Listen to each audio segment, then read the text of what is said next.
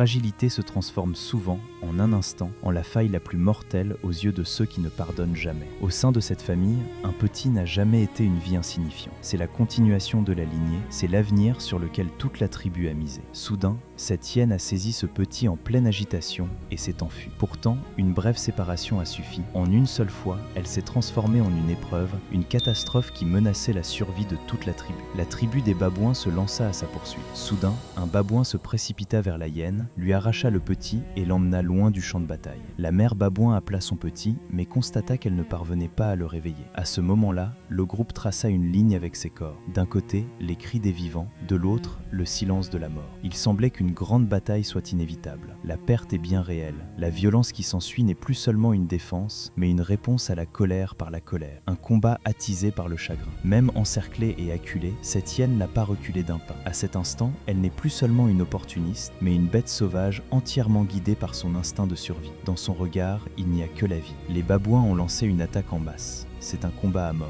Ils comptent mettre à profit leur force collective pour tuer la hyène une bonne fois pour toutes.